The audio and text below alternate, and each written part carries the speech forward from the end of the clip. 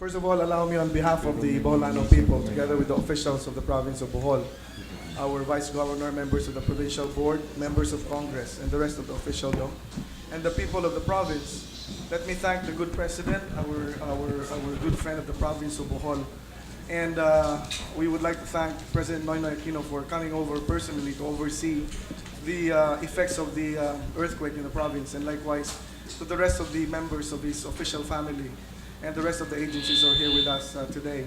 Let me just give a brief overview of the reports that have been gathered also and collated with the Provincial Disaster Risk Reduction Management Council as an effect of the 7.2 magnitude earthquake that hit the province of Bohol on October 15, 2013 at 8:12 a.m.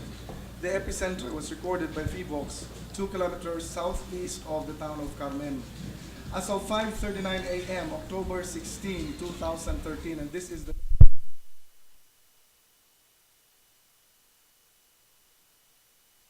73 injured and 7 missing as of this point in time.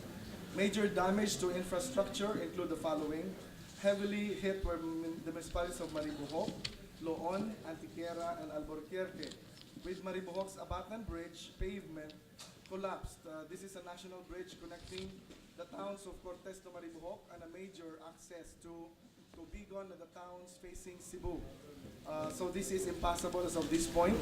And Loon, likewise, the Moalong Bridge connecting Katagbakan, Loon to the municipality of Calape. This is in the same side of the island province facing Cebu.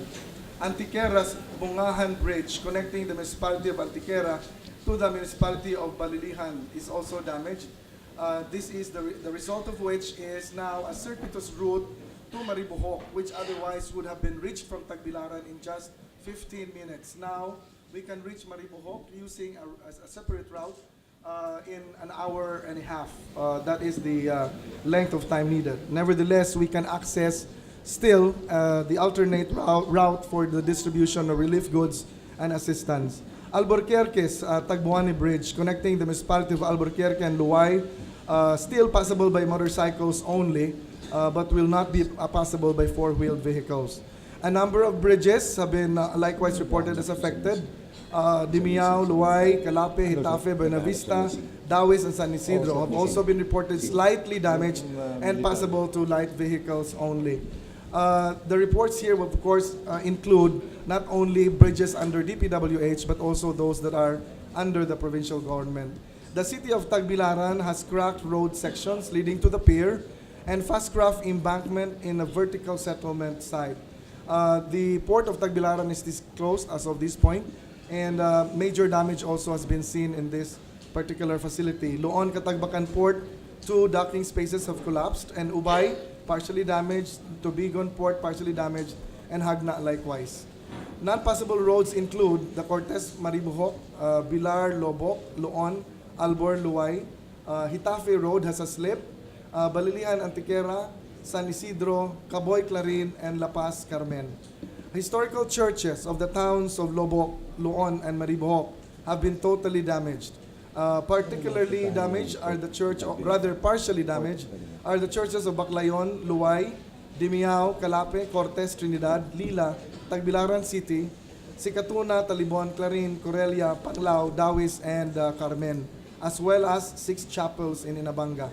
Landslides have been reported likewise in some municipalities of varying degrees. Loboc in Barangay Candasag, Dimiao in Gunido, Bilar, Cabacnitan, Bonifacio, Cortes, Liluan National Highway, Clarin, Buangan, Caboy, Tuntunan, and Darahan, Lila, Banban, and Poblacion, Corelia, Barangay Cancatak, Balilihan, Barangay Dorol, and Alicia, Sudlon del Monte. Other infrastructures that were damaged include municipal halls of Sagbayan, which is the report is that it was totally damaged. Batuan, partially, Tagbilaran City Hall, San Isidro, and Dawis. The schools in Lila, Baclayon, Maribojoc, and Corelia, and Congressman Natalio P. Castillo Memorial Hospital in Loon are also damaged.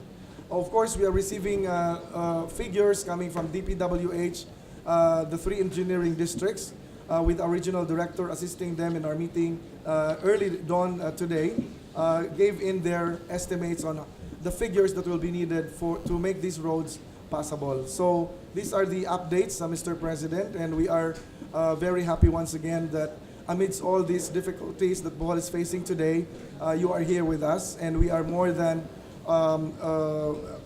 passionate to work with you in the rehabilitation of the things that have been damaged. As we always dream Bohol to become a major player in national development, in tourism, in agriculture, and likewise in information technology, which we are embarking in the province as well. So, Mr. President, Bohol wants to be a player in the region and in the country in contribution to the national administration under your leadership. Thank you and good afternoon. Thank you very much, Governor. Now we will have the agency inputs, what the departments are doing. DSWD, Secretary Suliman. Good morning, Mr. President, Governor, my colleagues in the Cabinet. The legislators are here with us. Mayong buntag kaninyong tanan. As of today, we have delivered 2,000 food packs via C-130 in coordination with the National Disaster Risk Reduction Management Council, and 38 pieces of trapal that can be used for tents. The next round of C-130 delivery will complete 100 more, and we are negotiating with Shelter Box to deliver from Zamboanga City 500 shelter box tents, because we already are able to provide bunk houses for some, and the shelter box is not able to withstand the floods. So we'll be moving that, the shelter box tents and the trapals. It's a roll of 1,000 meters that can be temporarily used. We also have identified, Secretary Rene Almendras and I worked it out this morning, that the goods that will be supplied to Bohol will come from Cebu because it's a shorter run, and the repacking is being done, and the logistics area will be in the University of Cebu. The volunteers will be students, and we are setting it up now. I was consulting with the governor. Mr. President, we think it will be a week's time, after which they can already return to their own places, and if need be, we can work with the governor and the municipalities on the emergency shelter assistance, which is 5,000 to 10,000 depending on the damage, and or core shelter, but there has to be two things: the LGU identifying the area where we will develop the core shelter community, and that it has to have the sign-off or the approval of the Mines and Geodetic Board, or the MGB. In relation to, since Secretary Ona is not here, he's on his way, we were texting one another. He is with 2 USECs and himself arriving in a Cebu Pacific flight. They will be bringing in not only medicines but equipments that will take care of other injuries that may need attention that is not possible in the existing hospitals now. So he should be here in 2 hours, Governor. That's all, sir. Thank you very much, Secretary Dinky. Now we will hear from DPWH, Secretary Singson. Thank you very much, Secretary Gasmin. Mr. President, good morning po. Yung pong na-identify po natin kahapon na 14 damaged bridges, ang assessment, out of the 14, 3 are heavily damaged. And what we will do here, Mr. President, dito sa tatlo, we will provide temporary bridging materials which will come from Bacolod and Aklan. So, and it will take us maximum 4 weeks. We hope we'll be able to do it in less than 4 weeks. All the others are minor, yung mga approach lang, settlements, and which means that out of the 14, the 11 remaining should be passable within a week's time. Now, the other task that we will be doing is that with the help of the private sector, the Philippine Institute of Civil Engineers are bringing in 10 structural engineers together with our own bridge and structural engineers. We will be assessing hospitals as highest priority, followed by school buildings, municipal halls, and public markets. So we will go through all of these public buildings in that sequence. So far, we think we were expecting bigger damage on our roads, but it looks like we should be able to make most of the roads passable. Because as mentioned yesterday in the briefing by PVOX, lahat ho ng coastal roads dito ay nasa liquefaction hazard areas, no? So the hardest hit is the Tagbilaran North, no? And then the Tagbilaran East. So we will be fixing all of those and restore them to passable condition while we will be working out the permanent restoration, Mr. President. As also the instructions given to the structural engineers of DPWH is we should upgrade the standard. Instead of just repairing to the original condition, we will upgrade so that the buildings that we will repair will be compliant with the latest building code. That's all, Mr. President. Thank you, Secretary Babes. We now hear from DOTC Secretary Abaya. Morning, Mr. President. Good morning, members of the Cabinet. Well, as regards to DOTC, the Tagbilaran Airport has been open since 10:30 yesterday. The only limitation is the use of the second floor, and we are just being conservative because of aftershocks continue to be experienced here. But structurally, the second floor should be structurally sound. Likewise, probably the report of the governor just wasn't updated, but as of PPA's report this morning, Tagbilaran Port is partially open. It could actually accommodate 2 non-RoRo vessels and 2 RoRo vessels at any one time. However, the limitation is on cargo handling. To be on the safe side, only manual handling would be tolerated. However, PPA engineers are coming over to assess on how to expand the cargo area, likewise to allow forklift and trucks to move containers in the area. One concern raised by the governor are container vans that they rely on continuous shipment. So probably for the meantime, Tagbilaran should be assessed first. What is open is Tubigon, which is 56 kilometers away, and time-wise is still within manageable period. Katagbakan Port, there are 2 RoRo ports that were damaged. For the meantime, it remains closed. So for likewise for the Coast Guard, 2 vessels are assisting DSWD to haul relief goods. One is loading up in Manila right now. Likewise, a Coast Guard vessel in Cebu is likewise loading up. The one from Manila will head towards Cebu and eventually follow the plans laid out by DSWD. That is all, Mr. President. Yung Tubigon can accommodate containerized ships. It would be RoRo, Mr. President, so therefore you load the container vans on board trucks. So that would be the limited operation to assure container vans would continue to flow. When do we expect the PPA engineers to finish their assessment? They should be coming in by today, Mr. President. Assessment will take Probably 3 days, Mr. President. The initial assessment of PPA as regards to Tagbilaran to restore it back to its condition would be around 500 million, Mr. President. Basically, we need to lift up the concrete on top and reassess it's basically the reclamation portion of the pier that was really damaged. The piled portion has held so far.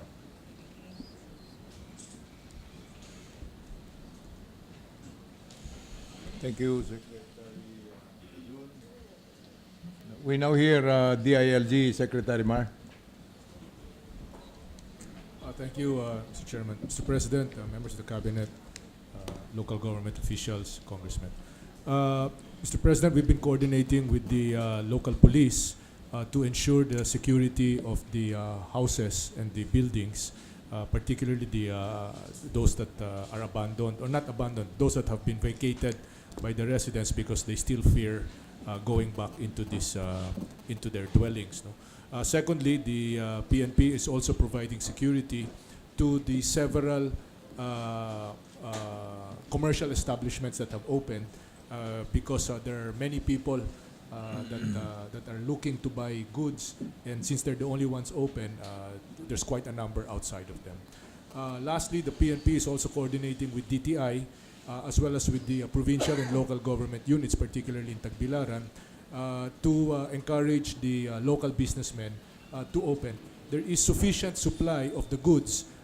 It's just that it's not getting to the people because the retail step from wholesale, warehouse wholesale, the retail step remain closed. But we expect that this will stabilize in the next day or so. Sec Greg is not here, Mr. President, but Regional Director Aster Caberte, who I worked with when I was at DTI, there's Aster. I asked her to give you a briefing on the food, on the stocks of the food supply here, Mr. President. Thank you, Secretary Mar.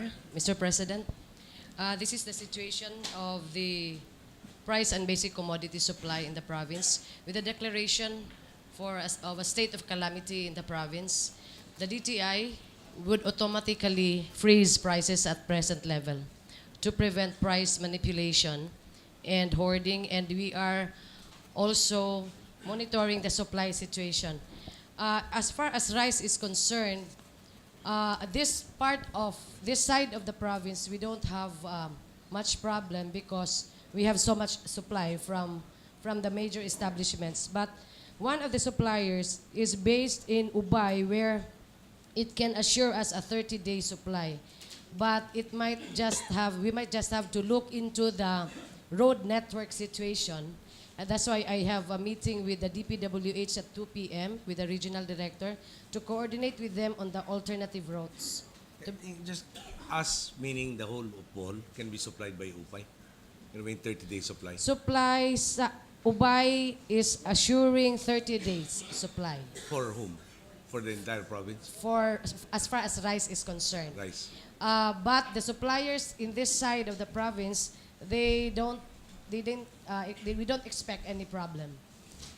Only because supply of Ubay is expected to be able to reach the retailers to the many affected towns in the province.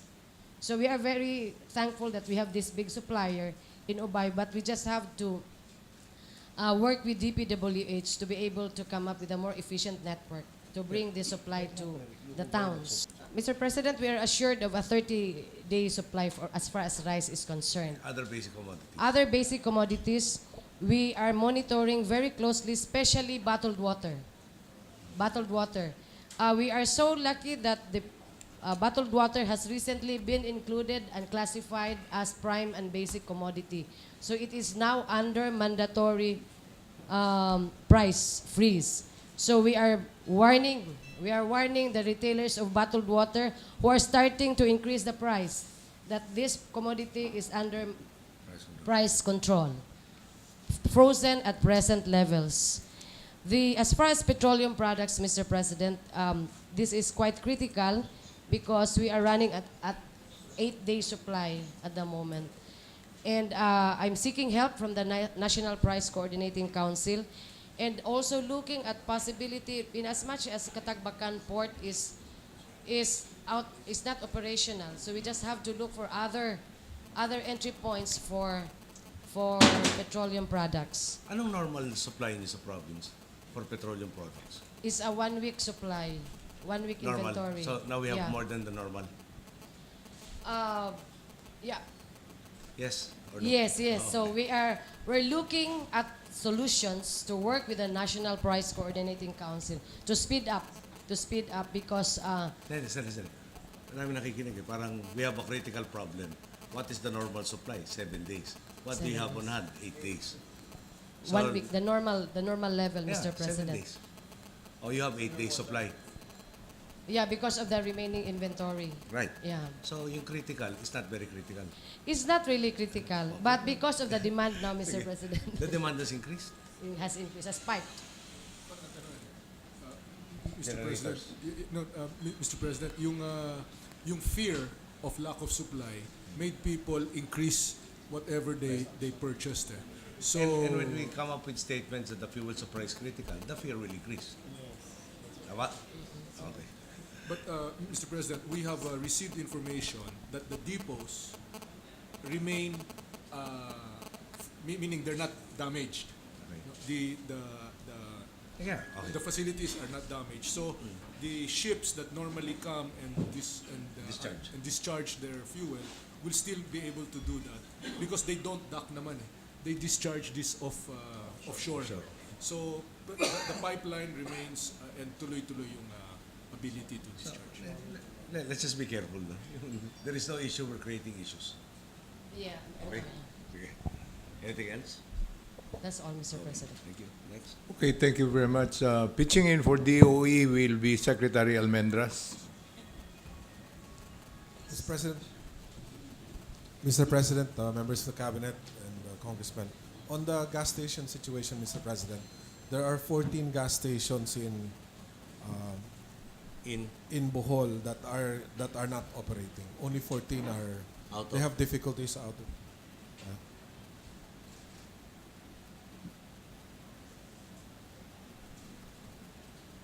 14 out of 46, Mr. President. Now, there is attempt to restore the 14 as soon as possible.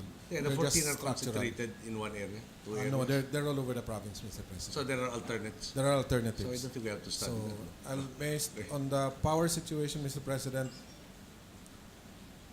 I will read the towns that are already energized. As of 6 o'clock this morning, about 62% of the province has already been restored. There are only 18 municipalities which do not have power as of this morning, but some of which will be restored today. For Boheco 1, there are 8 towns with power. That's Loay, Lilia, Dimiano, Loboc, Sevilla, Panglao, Albuquerque, and partly Dawis. And those without power are the 18 towns of Corella, Sicatuna, Baclayon, Maribojoc, Antequera, Cortes, Luon, Batuan, Bilar, Tubigon, Calape, Inabanga, Clarin, Catigban, Bahilan, and San Isidro. For Boheco 2, the good news is all 21 towns are already with power. Of the 18 towns that still do not have power, Mr. President, 14 of them are ready to accept power from the national grid. The problem is there was one of the substations that could not be fixed. Right now, there's ongoing work to bypass that substation using another substation called Dampas. I think the governor is familiar with this. Yes. So the 4 towns are Maribojoc, Antequera, Cortes, and part of Loon. They expect to restore up as much as 75% of the power by this afternoon. The remaining 25%, Mr. President, will be restored within 2 to 3 days. Can it be fixed because?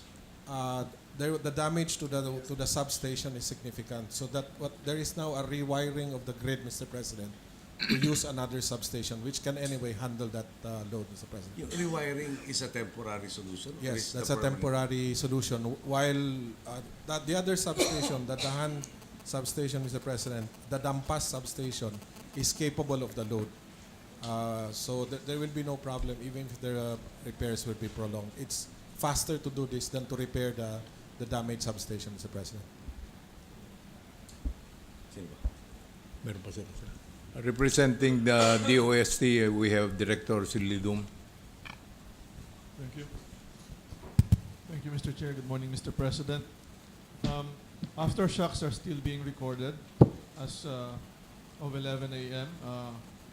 There were roughly 844 aftershocks. Most of these are not felt, Mr. President. We think that the magnitude 7.2 will most likely not be repeated because at that magnitude, yung kayang ipabigay ng fault ay naibigay niya.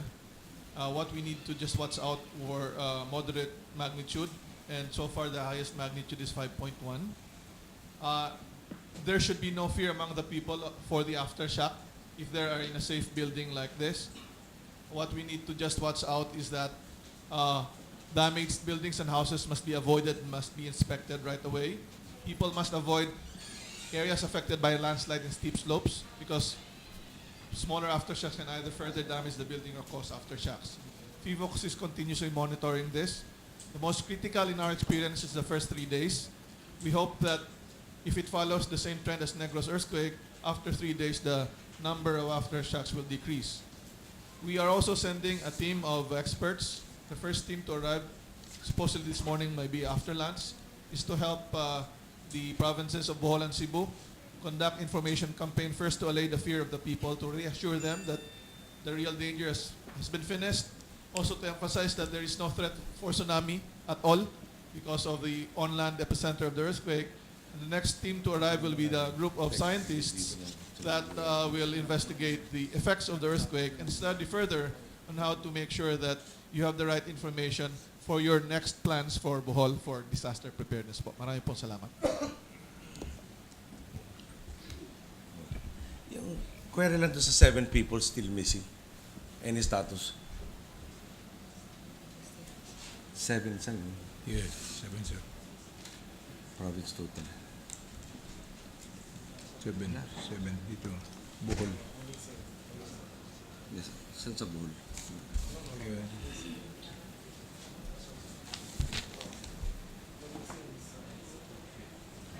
Birin.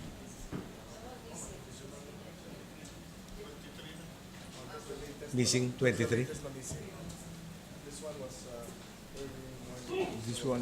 This is as of 6 o'clock this morning, Mr. President. Yung 23, we've verified na walang double counting, etc. Yeah. Yung we know specifically who these people are that we are trying to account for. These records, Mr. President, were verified on the ground by the teams of the provincial disaster and the municipal disaster councils from the different towns. Specifically, our police officers were also on in the field to really validate, and they're gathering the names actually. So most of the data that are being reflected here have individual names, and these are carried out in the record and the list of our provincial disaster office.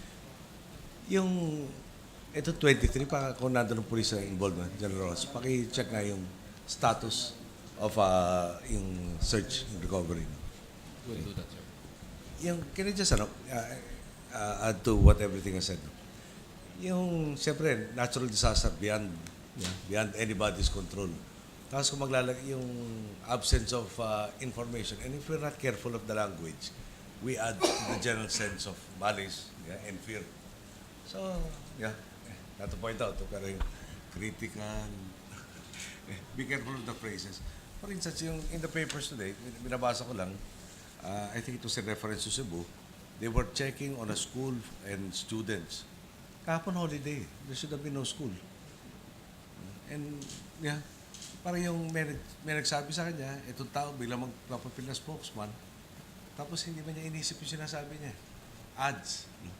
Now, yung panic or yung sense ng forbodo, yung idea na wala kang control sa sitwasyon mo, talagang yung ganyo yung teka muna, manigurado na tayo dito, mag-panic buying tayo. O, yung 30 days supply mo, baka bigla lang, maging 15 days. Tapos pagkatapos nun, parang, pati yung merkado, di ba? Pati yung farmers, etc., apektado rin sa fluctuation of prices. Paalala lang, buti na remind doon sa basic commodities, there is, once a state of calamity is declared, there are price controls. You mark it up, you are in violation, and there will be sanctions.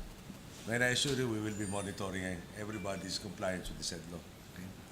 I'm glad that DPWH will be able to fix at least of the 14, 11 will be ready within a week. Did I get it correctly?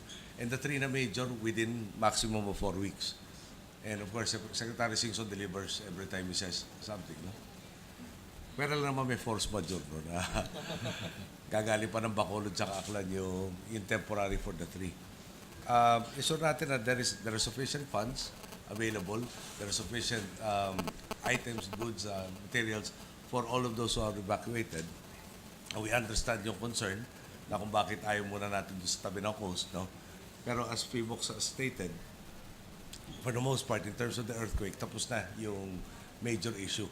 Ngayon, pag pinapakinggan lang natin, ilan na na-record ulit na aftershocks? 844. Parang wow, nilitahit niyo. Habang ng media na dito, grabe, ang dami naman nating earthquake. Ganyan. Yeah? How many of the 844 can be felt? Most of these are not felt. the significant ones which were reported felt would be 14 po. Out of the 844, 14 of the major earthquake at saka yung aftershocks are felt. So, bottom line, di ba, hindi yung, di ba, yung, I just want to assure everybody na hindi naman talaga parang may darating pang mas malaki sa 7.2. Na? O may, baka hindi 7.2, 7.1 naman. Baka kung ano nung haka-haka umiiral. Tapos babalik tayo doon. Yeah? Magtatakutan tayo dito. Gagawa tayo ng problema sa sitwasyon na walang problema. Magpapanic buying tayo na bigla lang nandiyan pala lahat ng supply. No? Pero mag-i-induce ka nga ng shortages pag times 3, times 4, times 5 may normal consumption. Dahil kinakabahan ka. So, especially for government, our role is to lead at this point. No? I think everybody has been doing what they're supposed to do. No? The studies that should be undertaken have been undertaken as far as yung may problema sa liquefaction, may problema sa all of these geohazards. No? And DOST is available, all of the attached agencies under them, to further explain if there are clarifications needed. No? Ngayon yung gusto ko lang idagdag, babe, siguro between DPWH and the Provincial Engineering Office, the local engineering sector. So, yung ngayon na parang looks like walang damage, para as much as possible, we want to make sure na everything has been checked out.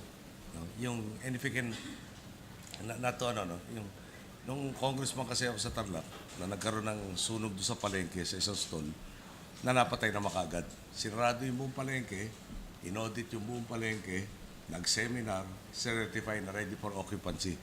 After na ready for occupancy, nasunog yung buong palengke.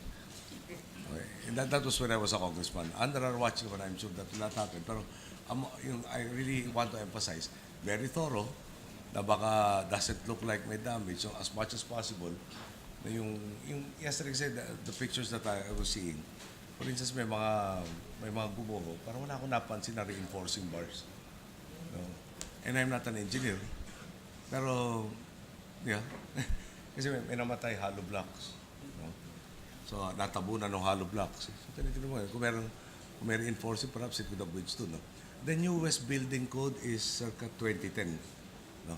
Which actually mandates the ability for new buildings to withstand earthquakes of the 7.2 magnitude.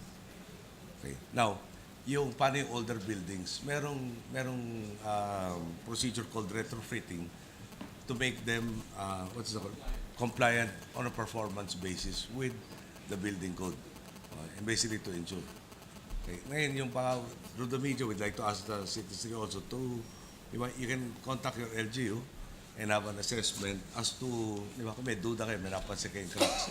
You lead our investigators, to para give them the clues that they can be of service faster rather than later. So, yun ang importante tulungan. No? May pinagdududahan kayo dito, ito particular structure ito, ituro nyo, mas makaka-focus tayo doon sa pinaka-critical. Okay? So, again, yung power within 2 to 3 days, complete, 100%. No? Konting tiyaga po, konting pasensya, pero talagang i-reroute natin yung kuryente. Anything else?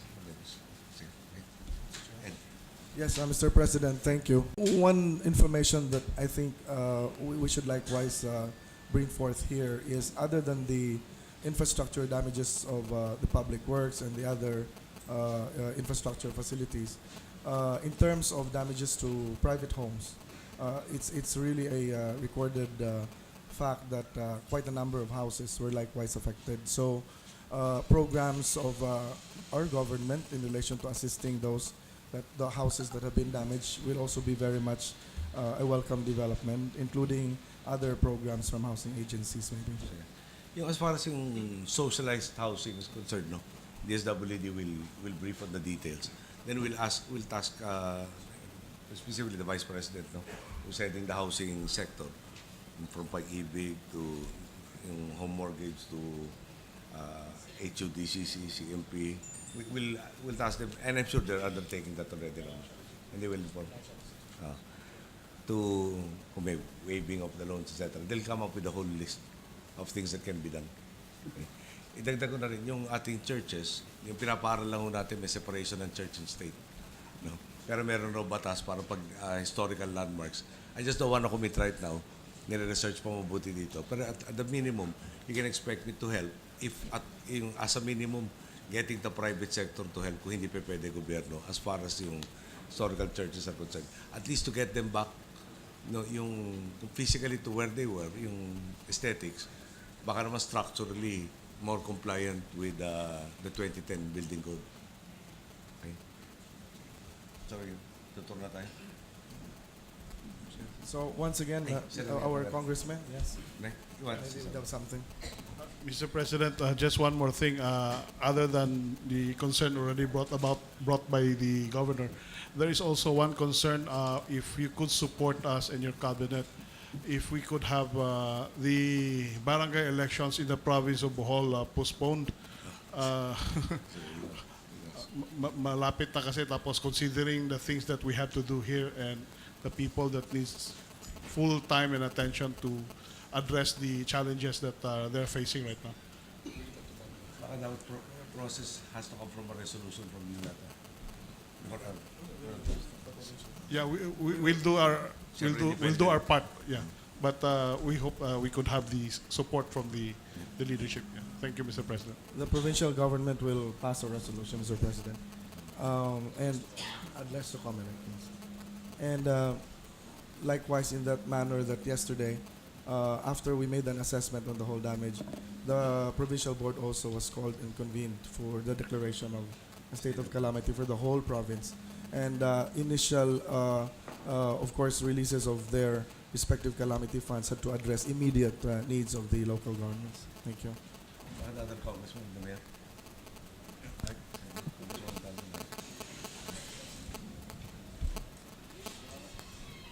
As reiterated, Mr. President, to the meeting chaired by Secretary Ross this morning, we would like to thank the national government for the very prompt response.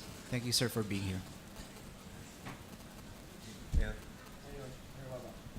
Mr. President and the rest of the cabinets, I'd like to thank you for coming over to Tagbilaran City for the quick response, and also we'd like to ask help with regards to our structural engineers, so they will do the checking with the buildings, with the infrastructures, because most of the businesses, why they're not opening right now is because they're afraid their buildings might collapse, especially with the ones that are cracked, and most especially to our schools, which we declared we will not have any schools until Monday. Kailan darating ulit yung engineers? Sir, kausap namin yung PICE. They are sending 10 to 12 today. So we should be able to deploy them and help the private sector also assess the buildings. Pero baka the LGU, no? Both on the provincial and the city municipal levels, can start plotting out yung prioritization of the structures that you wanted to examine para ma-maximize natin yung stay nitong private group, PICE,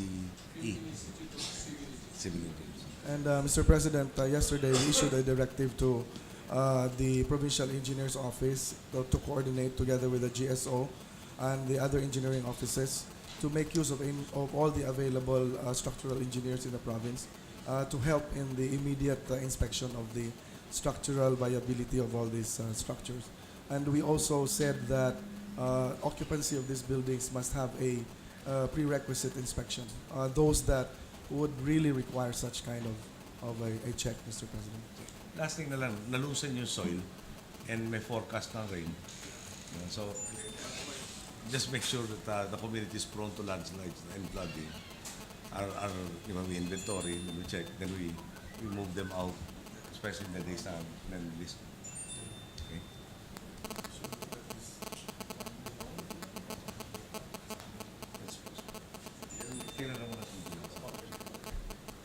Okay, thank you. So again, Mr. President, let me have the last piece today. On behalf of the Boholano people, let me once again express our deepest appreciation. These are really difficult times for Bohol, but Bohol looks forward to a very bright future ahead as we were moving with very strong momentum for growth and development. The inclusive growth that we have all been dreaming is not far away from reach by the Boholanos, and we will not be at all discouraged by all these challenges. Let me also thank the media, because at the time yesterday when Bohol was out of communication, because there were no power, all stations were out, we were making use of the regional and the national media to reach out to the Boholanos and even also the telcos that were still operational. We were using all these communication facilities. So we would like to thank everyone. This is one spirit of cooperation that really inspires all of us. Thank you. Just, siyempre, pag may ganitong tragedy, yung dami na namamatay. Maski isang mamatay, mabigat to sa kalooban ko. Yesterday, there was a report of 28. Today, it's 99. Tama ba? 99. 97. And, di ba, besides sa kikirami, parang that should really press us to look for ways and means to further reduce the possibilities of such a thing happening. Yung given all of the conditions emanating in our country, ano ba yung kakayahan pang nagpatay ng sariling gusali, etc.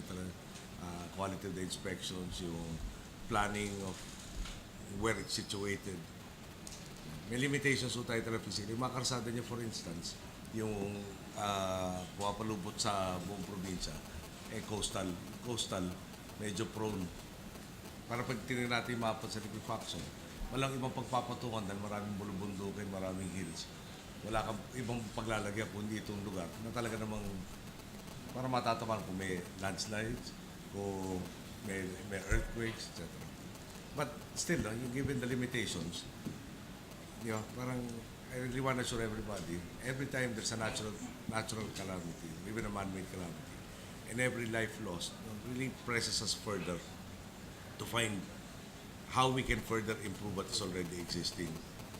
And hopefully, one can never promise that there will never be casualties nor injuries.